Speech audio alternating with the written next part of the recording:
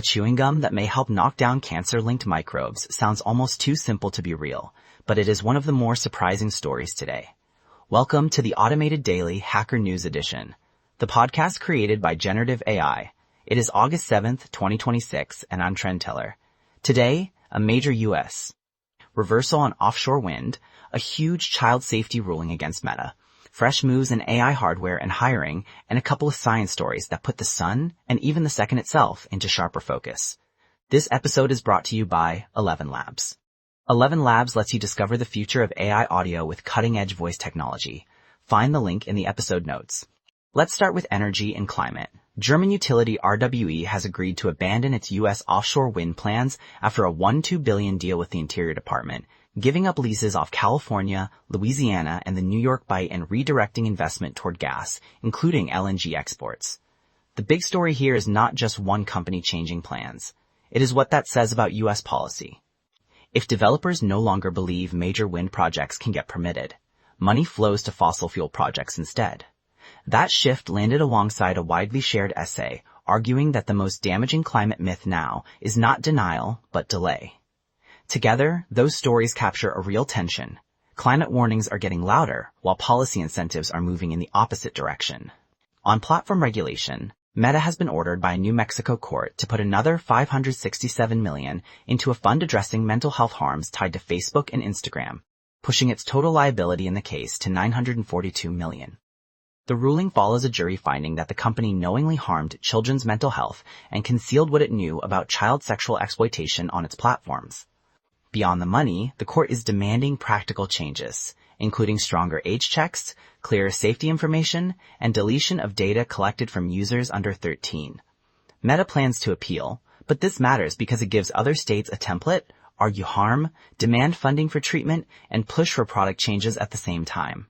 In AI infrastructure, AMD is buying Toronto startup Taalas, a small company with a very different idea for running AI models faster. Instead of relying only on general-purpose GPUs, Taalas builds chips tuned much more closely to specific models, with the goal of making inference cheaper and quicker.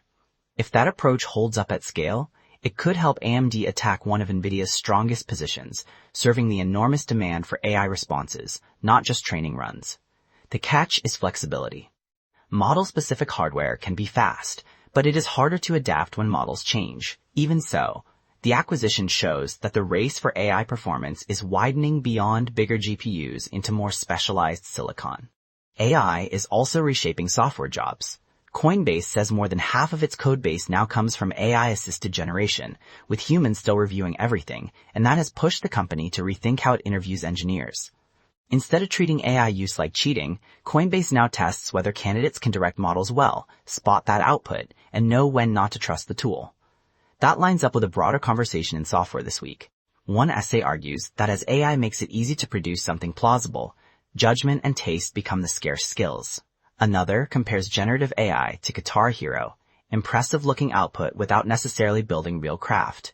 However you frame it, the theme is clear. Writing code is no longer the only signal.